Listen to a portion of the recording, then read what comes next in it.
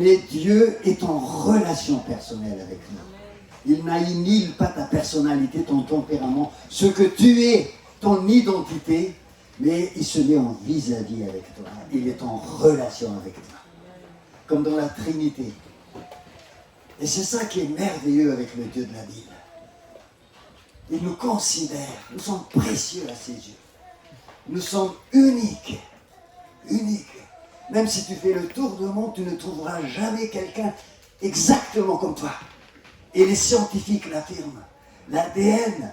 Et tu es une personne précieuse aux yeux de Dieu. Tu es unique et Dieu veut te parler ce matin encore. Et donc nous sommes en vacances ici, c'est merveilleux. Merci Seigneur pour le soleil qui revient là. Persévère, hein. Persévère dans la foi, ça va arriver. Vous voyez déjà, le soleil est là, mais ça va encore continuer. Donc moi je vous exhorte à persévérer aussi dans le Seigneur. Hein, c'est petit clin d'œil du Seigneur. Et donc comme je disais, nous sommes en vacances, mais n'oublions pas l'essentiel. C'est le leitmotiv de Agapé. L'essentiel, et moi je dirais aussi à vous, n'oublions pas l'essentiel, revenons à l'essentiel de l'évangile, le message de la croix qu'on saisit par la foi. Ça c'est l'essentiel. Il nous a embarqués dans beaucoup de choses, mais revenons à l'essentiel, la justification par la foi. Je vais développer un peu plus ce message ce matin. Et toute la vie chrétienne est marquée par la foi. Dis à ton voisin, ça commence par la foi. Ça continue par la foi et ça se termine par la foi.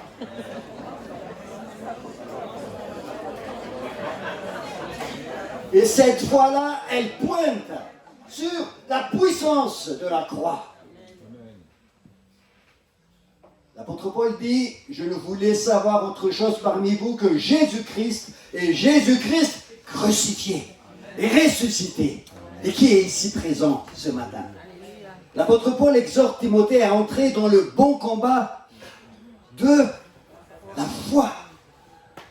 Et c'est un combat qui ne s'arrête jamais. L'auteur de l'Épître aux Hébreux nous dit, fixons les yeux sur Jésus, qui est l'auteur de notre foi et qui l'amène à la perfection. Ça continue avec la foi.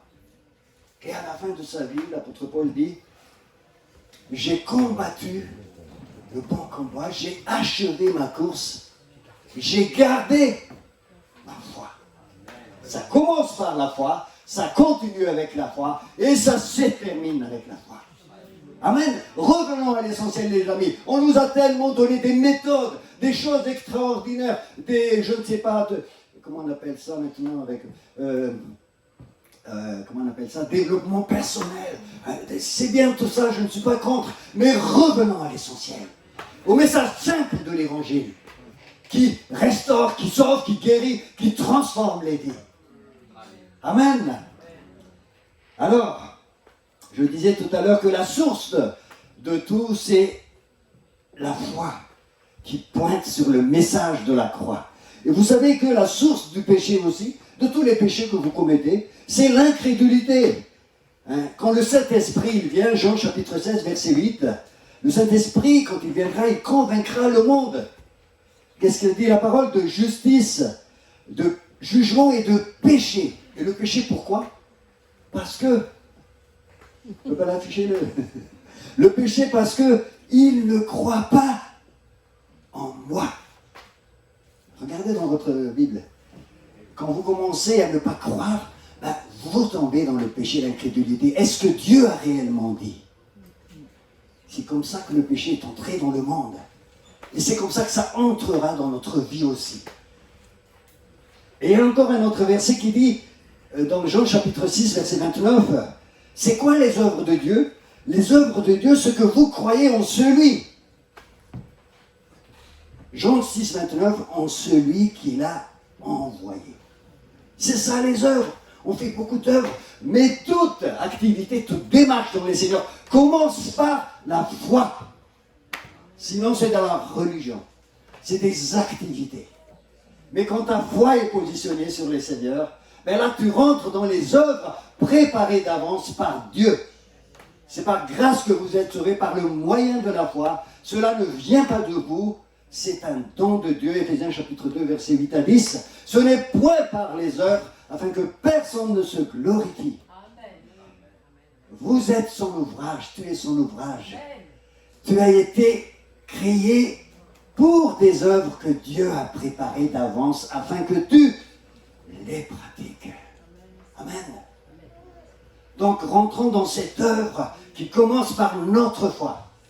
Amen. Voilà l'essentiel des amis. Mais pour comprendre ce que je suis en train de dire, il faut recevoir une révélation du Seigneur, une révélation de la croix.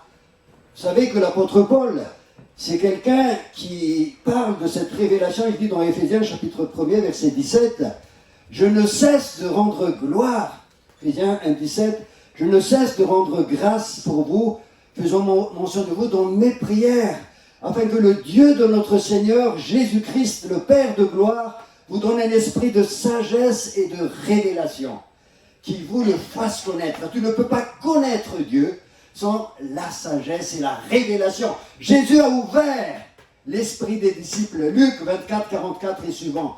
Il a ouvert l'esprit, l'intelligence pour comprendre la parole de Dieu. Je vous ai parlé hier que quand j'ai rencontré Jésus, quand j'avais cette petite foi qui a fait bouger la montagne de ma vie, la montagne de la famille, beaucoup de choses, cette petite foi a permis à Dieu d'ouvrir mon intelligence afin que je comprenne le message de la croix.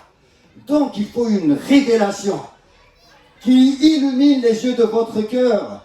Verset 18 d'Éphésiens, les yeux de votre cœur afin que vous sachiez quelle est l'espérance qui s'attache à ton appel. Dis à ton voisin, à ta voisine, est-ce que tu sais l'espérance qui s'attache à ton appel?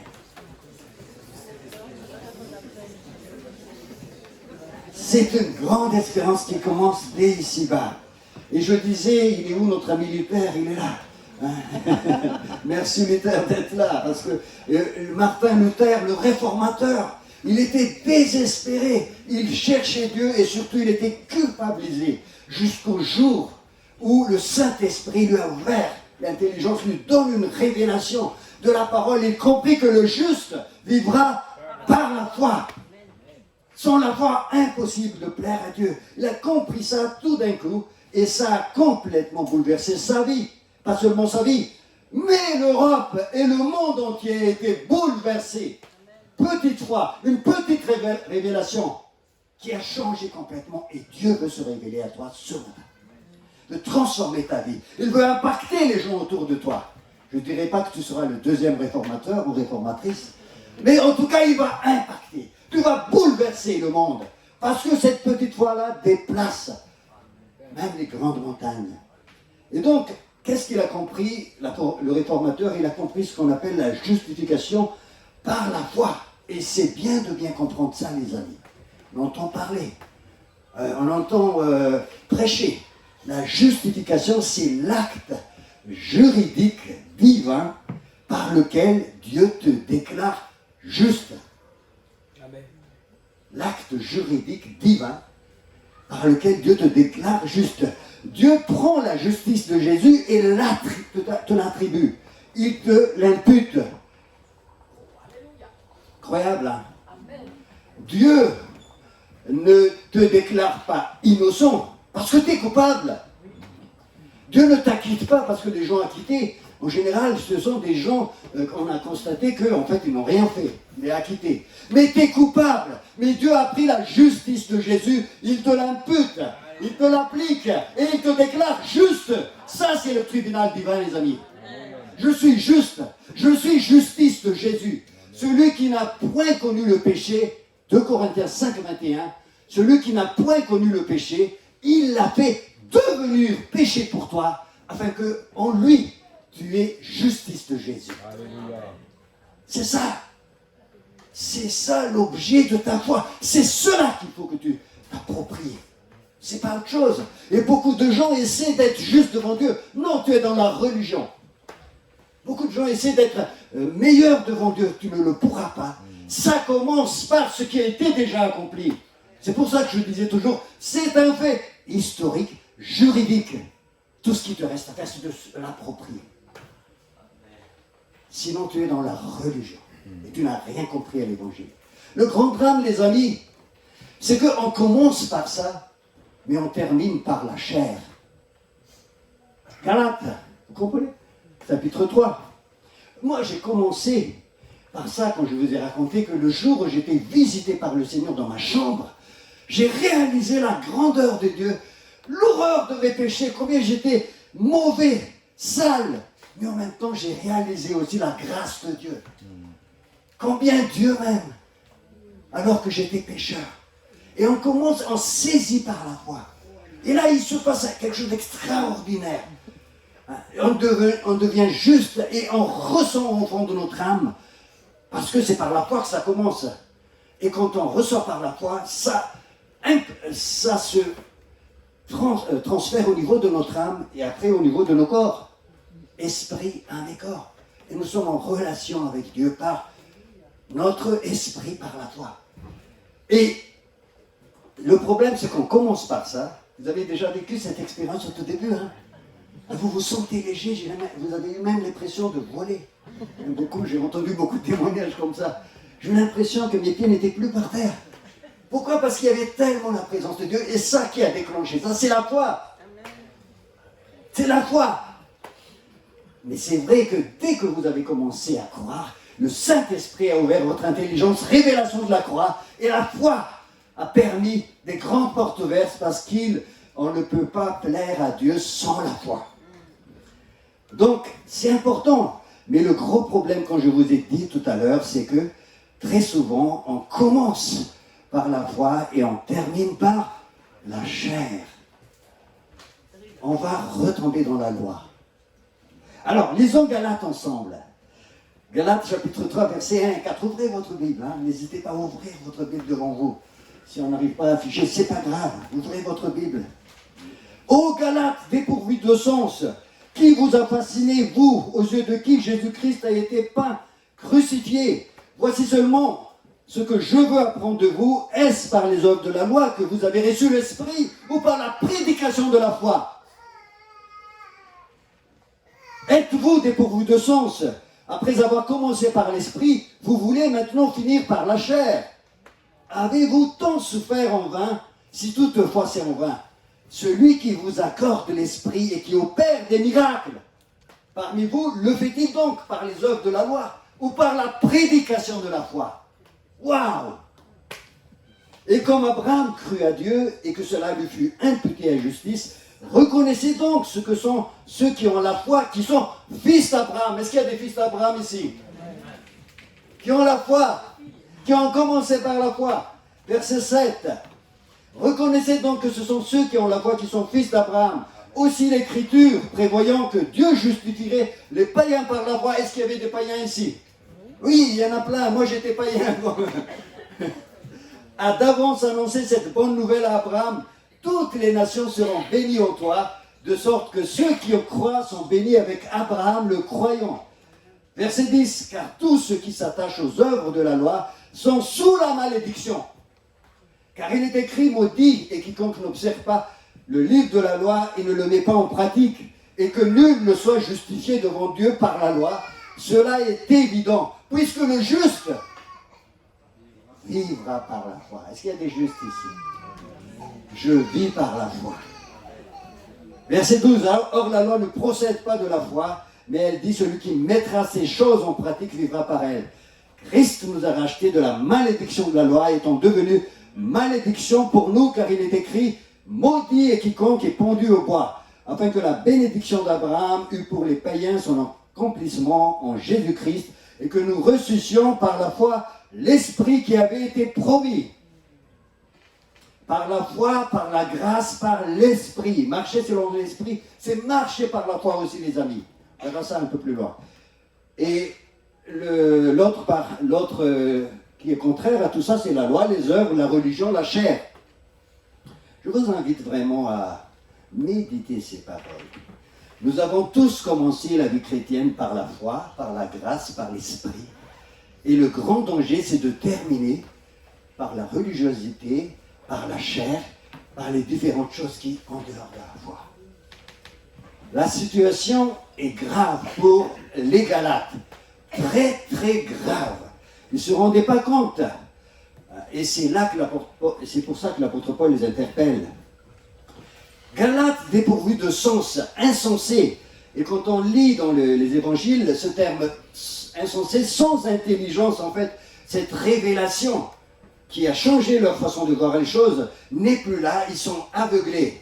Et Jésus utilise le même mot dans Luc 24-25. Ô homme sans intelligence et dont le cœur est lent à croire. C'est le même mot, quelqu'un qui est aveuglé, qui ne connaît pas le Seigneur et qui retombe aussi dans la loi, dans les pratiques religieuses, sans cette foi qui déclenche tout. Ben cette personne-là aussi est une personne sans intelligence et dont le cœur est lent à croire. C'est-à-dire quelqu'un d'incrédule. Et c'est pour cela qu'on a besoin que le Seigneur ôte le voile qui nous empêche de voir ce qu'il a fait pour nous. Et que c'est un fait accompli. Qui veut que le Seigneur ôte le voile ce matin? Amen. Amen. Il va le faire. Les Galates ont déjà eu une révélation de la croix. Ça, c'est sûr et certain. Comme chacun de nous, on a déjà eu une révélation, sinon nous ne serons pas sauvés.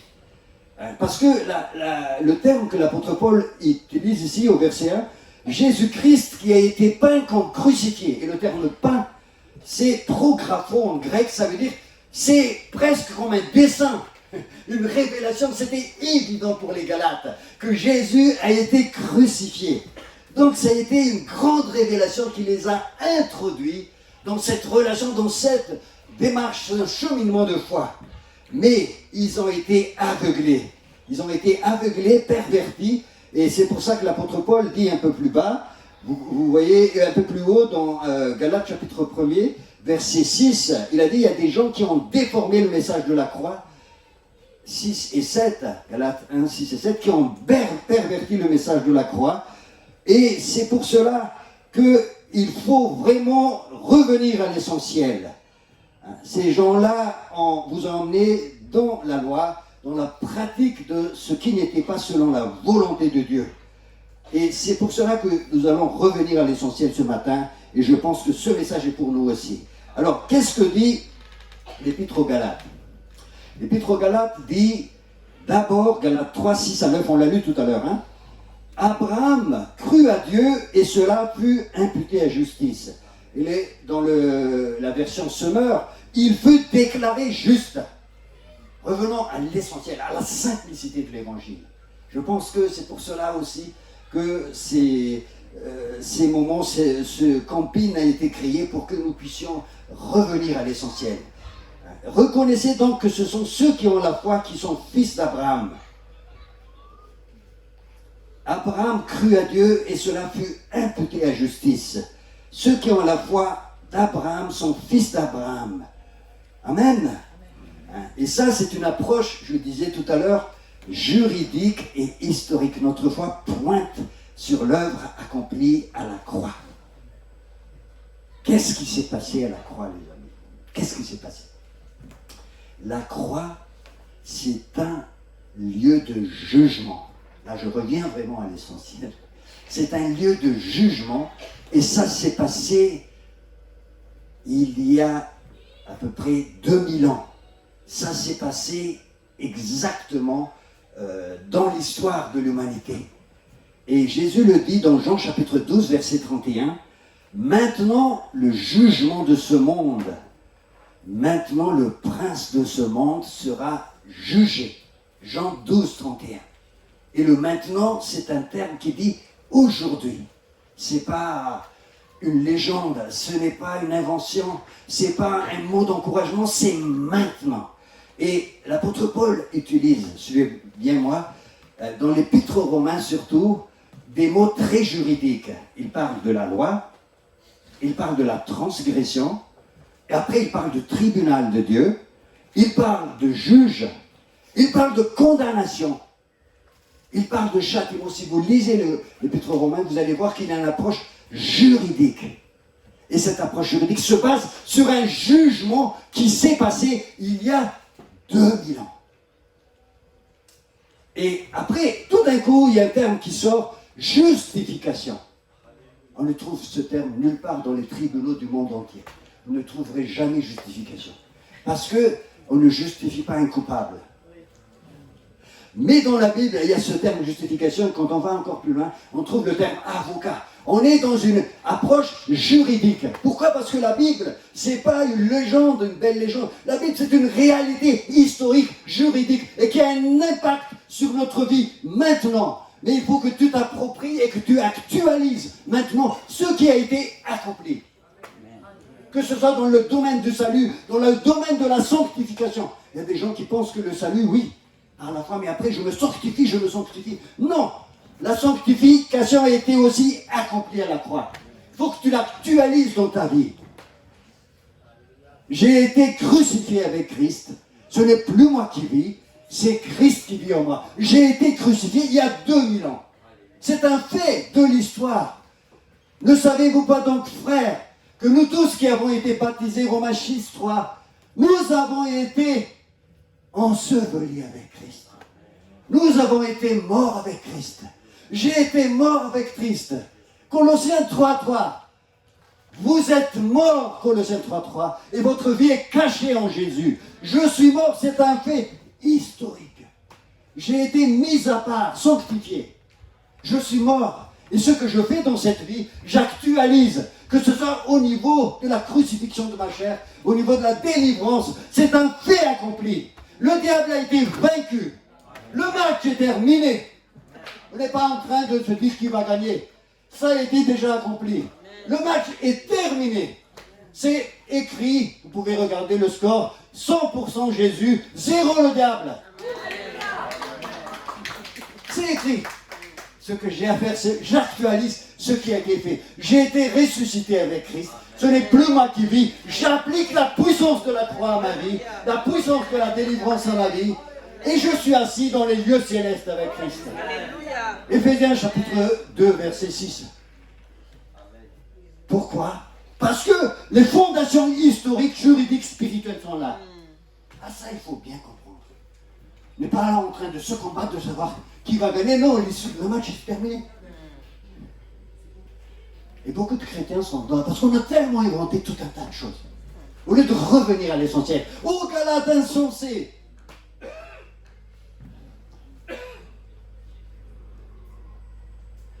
La loi a été donnée pour nous amener vers Christ. C'est un pédagogue, hein? Galates chapitre 3, à partir du verset 19, un pédagogue qui nous amène vers Christ pour que nous soyons sauvés par grâce et que nous appliquions à notre vie la puissance de la croix.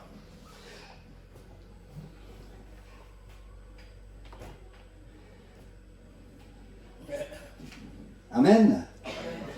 Amen, amen, amen. La sanction a été... Pourquoi nous avons cette justification? Quelques versets en plus. Parce que le châtiment est tombé. C'est un lieu de jugement, j'ai dit tout à l'heure. Un lieu de jugement.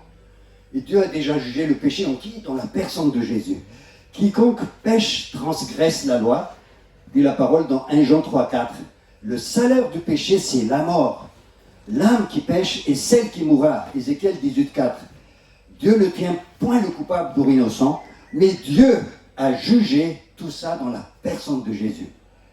Jésus a été condamné à la croix. Le mal a été jugé. Dieu punit le mal. Et Dieu a fait devenir celui qui aime son Fils péché pour nous, de Corinthiens 5, 21, je disais ça tout à l'heure, afin que nous devenons en lui justice de Dieu. Amen. Dis avec moi, je suis justice de Dieu. Parce que j'ai placé ma confiance en Jésus. J'ai un statut de juste. On peut développer tout ça. Hein, je suis adopté. L'esprit d'adoption est sur moi. Je ne suis plus dans la crainte. Romains chapitre 8, verset 16, 17, 15, 16, 17. L'Esprit lui-même déclare en mon esprit que je suis enfant de Dieu. Amen. Et dans Galates, on revient maintenant, dans Galates, je termine. Maintenant, Jésus est devenu malédiction sur ce bois de la croix. C'est là que le jugement est tombé, afin que moi je devienne bénédiction. Étant devenu malédiction pour nous, il est écrit maudit quiconque est pendu au bois. Galates 3, 13. Galates 3, 13. Nous avons un avocat. On est toujours dans l'approche juridique. Quand le diable t'accuse, quand le diable t'intimide, comme il t'accable, nous avons un avocat auprès de Dieu qui se tient à sa droite. Qui accusera les élus de Dieu? C'est Dieu qui les justifie. Qui les condamnera? Romains chapitre 8, verset 31, à partir du 31. Qui les condamnera? Christ est mort. Bien plus, il est ressuscité, il se tient à la droite du Père et il plaide pour toi. Le diable dit à côté, il est coupable, il est pécheur. Ton avocat dit à côté, il est juste. Il a un statut de juste. Je plaide pour lui. Le péché a été puni. Il est juste. Maintenant, saisis par la foi, les amis. Et laisse la puissance de l'évangile se déployer dans ta vie. Avec toutes les bénédictions. C'est par la foi, par le moyen de la foi que je saisis la grâce de Dieu. Attention, hein, si vous voulez rester dans la religiosité, l'apôtre Paul nous interpelle très fortement, Galates 5, 4, un peu plus loin. Vous êtes séparés de Christ, vous tous qui cherchez la justification dans la loi, vous êtes déchus de la grâce. Terrible. Galates 5, 4, lisez. Vous êtes séparés de Christ, vous vous êtes éloignés de Christ, vous êtes dans des méthodes, dans des religions, dans tout un tas d'activités. Vous avez oublié l'essentiel. Séparés de Christ, déchus de la grâce. Ça, c'est la première chose, la justification par la foi. Je vais terminer, ne vous inquiétez pas.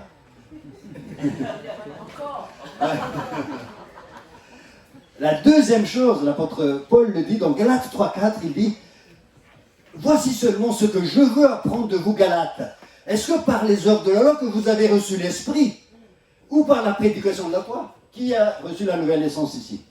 Est-ce que c'est par les œuvres de la loi? Le baptême du Saint-Esprit, est-ce que c'est par les œuvres de la loi? Non, c'est par la prédication de la foi. Quand je prêche l'évangile, la puissance de Dieu se déploie et je suis né de nouveau quand j'ouvre mon cœur, ou je suis baptisé du Saint-Esprit. Alléluia. Par la prédication de la foi. Il y a des gens qui font beaucoup de choses pour essayer d'avoir. Non, c'est par la prédication de la foi. L'essentiel. Le revêtement de puissance. Qui rêve d'un revêtement de puissance? Beaucoup en rêvent. Hein. Seigneur, je veux rentrer dans mon appel. Je veux être revêtu. Vous recevrez une puissance, le Saint-Esprit survenant sur vous, et vous serez mes témoins. Nous sommes tous des témoins. Amen. Mais c'est par la foi qu'on saisit. Bien évidemment, il faut prier, il faut ouvrir notre cœur dans la prière, parce que dans la prière, Dieu transforme notre cœur. Mais le Saint-Esprit, on le reçoit par la foi. On reçoit par la foi le Saint-Esprit. Tu lèves ta main et je dis Seigneur, je reçois le Saint-Esprit. Tu verras la puissance du Saint-Esprit sur ta vie. Galates 3, 5. Juste un peu plus dessus. Je suis dans la parole, hein. Je ne suis pas en train de vous raconter des choses. Je suis dans la parole. Galates 3, 5. Celui qui vous accorde l'esprit et qui opère des miracles. Qui veut des miracles ici? Qui opère des miracles. Parmi vous, le fait-il donc par les œuvres de la loi ou par la prédication de la foi? Par la foi. Revenons à l'essentiel. Salut par grâce. Le baptême du Saint-Esprit, la nouvelle naissance, les miracles. Par la foi. Par la foi. Ah, je vais vous raconter une histoire pour terminer. Ah, t'inquiète pas. On dépasse juste quelques minutes. À un moment donné de ma vie, j'étais jeune dans la foi. Sylvia avait une maladie, mais vraiment incurable. Personne ne pouvait trouver. Elle a été vue par beaucoup de médecins, des psychiatres, etc. Elle a perdu même une partie de sa conscience. Et moi, j'ai été jeune, j'étais déprimé. Et j'ai dit, mais Seigneur, commencé à prier, j'ai commencé à faire tout ce que j'ai pu faire, et les chrétiens commençaient à partir, à me laisser tomber, et j'étais dans un état tel que je me suis disputé avec mon père, et c'était terrible. Et j'ai entendu un message, mais très simple, qui me dit de revenir à la foi. Un petit peu comme ce matin. Et j'ai écouté le message, et j'ai dit, Seigneur, je veux revenir à la foi alors. Simplement accepter tout ce que tu as fait pour moi. Que tu me pardonnes. Je reçois tout ça. Et je me suis mis dans une position de foi. À partir de maintenant, j'accepte tout ce qui a été là. Et j'ai vécu ça à peine 2 jours. Et un jour, je rentre chez moi, très tard dans la nuit. Tout d'un coup, je sentais une présence. J'étais dans une démarche de foi. Hein. Moi, je ne râlais plus, je ne m'apitoyais plus sur moi-même. Et tout d'un coup, j'étais en train de manger, je sentais une présence. La présence de Dieu est venue déclenchée par ma position de foi. Je sentais une présence et je savais que Dieu était là. En 3 secondes, j'étais par terre. Je n'ai même pas pensé m'agenouiller, mais j'étais par terre. Il y avait tellement de présence palpable. Et j'arrivais dans ma chambre, et dans ma chambre, je commençais à parler. J'ai dit, Seigneur, qu'est-ce que tu vas faire de Sylvia? Et j'entends une voix audible. C'est la première fois que j'ai entendu une voix audible. Je n'ai jamais entendu une voix audible après. Qui dit ceci, je suis la résurrection et la vie. Celui qui croit en moi, même s'il est mort, il vivra. Et celui qui vit et qui croit en moi ne mourra jamais. J'ai dit, oui, je sais tout ça. J'ai déjà lu ça, c'est dans Jean chapitre 11, verset 25. Mais qu'est-ce que tu vas faire d'elle? Une deuxième fois, la voix dit, je suis la résurrection et la vie. Jésus est ici ce matin. Il est la résurrection et la vie. Celui qui croit en moi, même s'il est mort, vivra. Et celui qui vit et qui croit en moi ne mourra jamais. J'ai dit encore une troisième fois. Vous savez mon incrédulité. Et une troisième fois, la voix toujours audible. Je suis resté dans cette présence de Dieu, je ne sais plus combien de temps. Le lendemain, je suis allé voir Sylvia. J'ai dit juste un mot de la Bible. Elle s'est réveillée comme ça. Elle me regardait, les yeux pétillés de joie. La présence de Dieu, elle est là. La foi. Et un dernier verset, Galates 3,13. Christ nous a rachetés de toutes les malédictions. Il a payé les malédictions sur la croix. Oh les amis, revenons à la foi très simple. Déclare simplement, je vais inviter l'équipe de louange à venir.